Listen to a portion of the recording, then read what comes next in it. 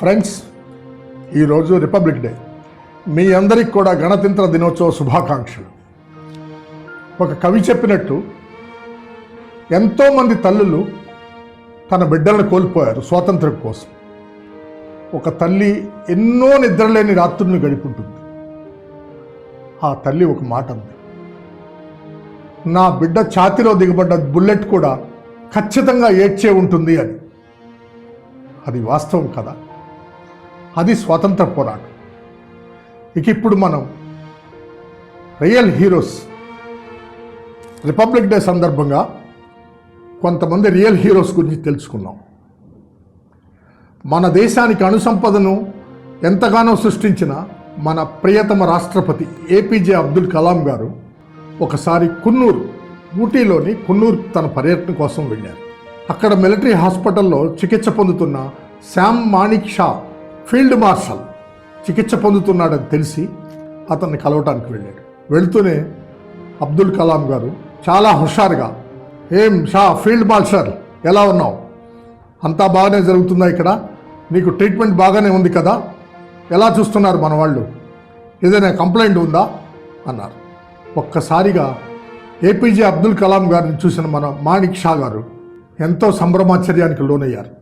చెప్పు, ఏదైనా కంప్లైంట్ ఉందా అన్నారు. మళ్ళీ కలాం గారు, సార్ నాది ఒకే ఒక కంప్లైంట్ సార్.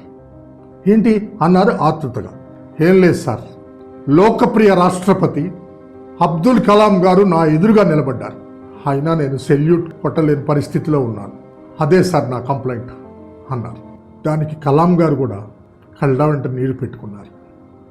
అంతలోనే తేరుకొని షా గారి చేతులు పట్టుకుని ఓదార్చి, డోంట్ వరీ మ్యాన్, త్వరలోనే నువ్వు మామూలు మనిషి అవుతావు.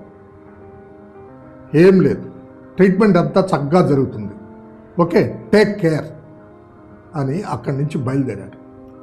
ఆ బయలుదేరే క్రమంలో ఆయనకు ఓ విషయం తెలిసింది.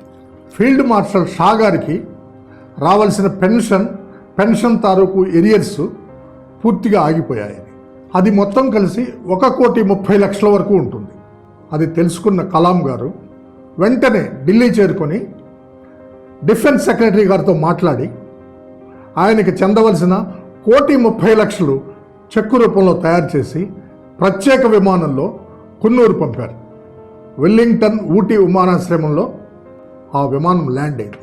అక్కడి నుంచి కున్నూరు చేరుకొని ఫీల్డ్ మార్షల్ షా గారికి చెందవలసిన చెక్కు వారికి అందజేయడం జరిగింది. ఒక రియల్ హీరో ఇంకో రియల్ హీరోకి సాయం చేశారు. అప్పుడు షా గారు ఏం చేశారో తెలుసా? ఆ ఫండ్ని 1,30,00,000 రూపాయలని సైనికుల డొనేషన్కి దానం చేశారు. అంటే సైనికుల నిధి కోసం దానం చేశారు. నిజంగా ఇద్దరు రియల్ హీరోసే కదా. సో ఇలాంటి రియల్ హీరోస్ని మనకిచ్చిన భారత్కి మనం ఏం చేయగలం? ఒక్కటే, మేరా భారత్ మహాన్, జై హింద్, జై భారత్.